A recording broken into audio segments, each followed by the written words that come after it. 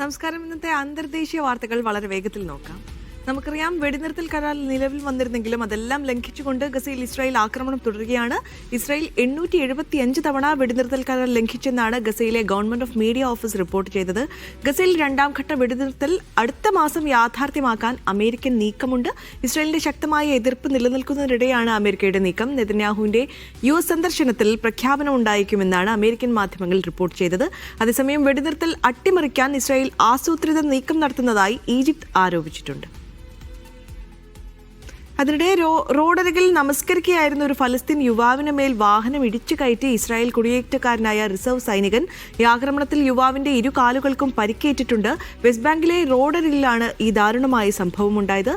ഈ ആക്രമണത്തിന്റെ ദൃശ്യങ്ങൾ ഇന്നലെ ഫലസ്തീൻ മാധ്യമങ്ങളിലൂടെ പുറത്തു വന്നിട്ടുണ്ട്. യുവാവിന്റെ ദേഹത്തേക്ക് വാഹനം ഇടിച്ചു കയറ്റിയ ആള് തോക്കുമായി വാഹനത്തിൽ നിന്നിറങ്ങി ഇവിടം വിട്ടു പോകണമെന്ന് ഫലസ്തീൻ യുവാവിനോട് ആക്രോശിക്കുന്നതും ദൃശ്യങ്ങളിൽ കാണാൻ സാധിക്കും. ഇയാൾ ഇസ്രായേലി റിസർവ് സൈനികനാണെന്ന് ഇസ്രായേൽ സൈന്യവും സ്ഥിരീകരിച്ചിട്ടുണ്ട്. ഇയാൾ മുൻപ് ഫലസ്തീൻ ഗ്രാമത്തിനുള്ളിൽ കയറി വെടിവെപ്പ് നടത്തിയ ആളാണ്. പക്ഷേ എന്നിട്ട് പോലും സംഭവത്തിൽ ഇതുവരെ അറസ്റ്റൊന്നും ഉണ്ടായിട്ടില്ല. ഈ ആക്രമണങ്ങൾക്കിടയിലും തുടർച്ചയായ രണ്ടാം വർഷവും ഗ്ലോബൽ ബ്രാൻഡിംഗ് ഇൻഡെക്സിൽ അവസാന സ്ഥാനത്തേക്ക് പിന്തള്ളപ്പെട്ടിരിക്കുകയാണ് ഇസ്രായേൽ. ഗസ വംശഹത്യ കാരണം ഇസ്രായേൽ ഭരണകൂടത്തോടൊപ്പം അവിടുത്തെ ജനങ്ങളോടും ആഗോളതലത്തിൽ എതിർപ്പ് വർദ്ധിച്ചു വരികയാണ്. ബ്രാൻഡിംഗ് ഇൻഡെക്സ് പുറത്തിറക്കിയ റിപ്പോർട്ട് അനുസരിച്ച് തുടർച്ചയായ രണ്ടാം വർഷവും ഇസ്രായേൽ അവസാന സ്ഥാനത്താണ്. 2 പതിറ്റാണ്ടിലെ കണക്ക് പരിശോധിക്കുമ്പോൾ ഏറ്റവും വലിയ ഇടിവാണിത്. ആഗോളതലത്തിൽ ഇസ്രായേലിനോടുള്ള വിശ്വാസം കുറയുക, വിദേശ നിക്ഷേപം കുറയുക, ടൂറിസത്തിൽ ഇടിവ് സംഭവിക്കുക തുടങ്ങിയ സാമ്പത്തിക തിരിച്ചടികൾ ഉണ്ടാവാനുള്ള സാധ്യതകളെ കുറിച്ചും സർവേ മുന്നറിയിപ്പ് നൽകുന്നുണ്ട്. 2025 ഓഗസ്റ്റ് മുതൽ സെപ്റ്റംബർ വരെ നടത്തിയ സർവേയിൽ ഇസ്രായേലിന്റെ മൊത്തത്തിലുള്ള സ്കോർ മുൻ വർഷത്തെ അപേക്ഷിച്ച് 6.1% കുറഞ്ഞതായും കാണുന്നുണ്ട്. അതുപോലെ ഇസ്രായേലുമായി ബന്ധപ്പെട്ട സാധനങ്ങളും സേവനങ്ങളും വാങ്ങുന്നതിനായി ഉപയോക്താക്കൾക്കുള്ള വിമുഖതയും വർദ്ധിച്ചു വരികയാണ്. മെയ്ഡ് ഇൻ ഇസ്രായേൽ ലേബലിലുള്ള ഉൽപ്പന്നങ്ങളെയാണ് ഇത് നന്നായി ബാധിച്ചിട്ടുള്ളത്. ന്യൂയോർക്കിലെ പ്രശസ്തമായ ടൈം സ്ക്വയറിൽ ക്രിസ്മസ് ദിനത്തിൽ ഉയർന്നു വന്ന ഒരു പോസ്റ്ററാണ് ഇപ്പോൾ ലോക ശ്രദ്ധ ആർജിക്കുന്നത്. ഈ പോസ്റ്റർ സജീവ ചർച്ചയ്ക്ക് വഴിവെക്കുന്നുണ്ട്. യേശു ഫലസ്തീനിയാണ് എന്ന പോസ്റ്ററാണ് ഉയർന്നത്. ഗസ യുദ്ധത്തിനിടയിലെ ശക്തമായ രാഷ്ട്രീയ പ്രസ്താവനയായി ബിൽബോർഡിലെ വാക്കുകൾ വിശേഷിക്കപ്പെട്ടിട്ടുണ്ട്. അതോടൊപ്പം വിശ്വാസം, രാഷ്ട്രീയം എന്നിവയെക്കുറിച്ച് സമ്മിശ്ര പ്രതികരണങ്ങളും വരുന്നുണ്ട്.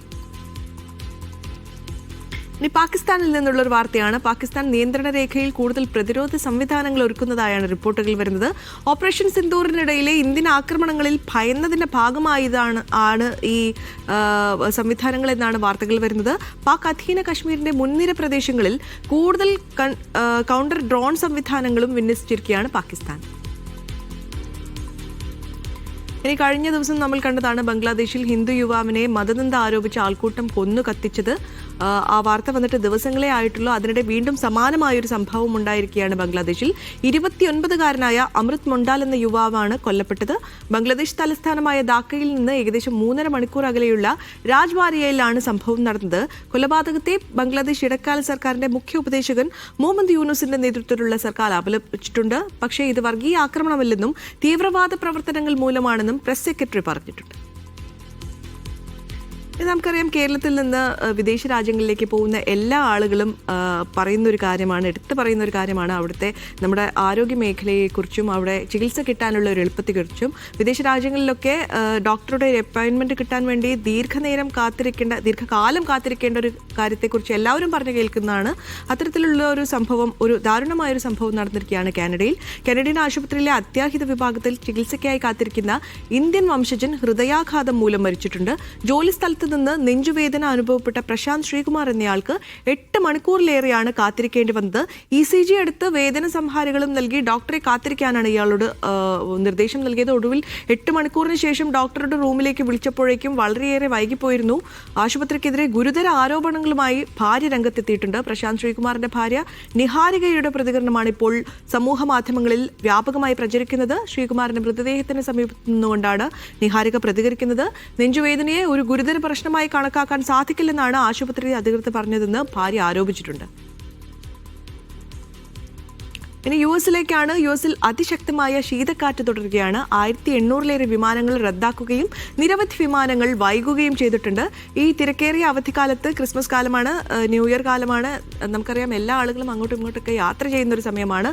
ഈ അവധിക്കാലത്ത് സർവീസുകൾ പ്രതിസന്ധിയിലായത് യാത്രക്കാരെ വലിയ രീതിയിൽ തന്നെ ബാധിച്ചിട്ടുണ്ട്. ജോൺ എഫ് കെന്നഡി ന്യൂവാർക്ക്, ലിബർട്ടി, ലഗ്വാഡിയ തുടങ്ങിയ വിമാനത്താവളങ്ങളിലെ പ്രവർത്തനങ്ങളെയാണ് ശീതക്കാറ്റ് കാര്യമായി ബാധിച്ചത്. ഇന്നലെ ഉച്ചയോടെ മഞ്ഞുവീഴ്ച ശക്തമാകുമെന്ന മുന്നറിയിപ്പുണ്ടായിരുന്നു. ചില പ്രദേശങ്ങളിൽ ഇന്നും റോഡ് മാർഗം യാത്ര ചെയ്യുന്നതിന് കർശന നിയന്ത്രണങ്ങളുമുണ്ട്.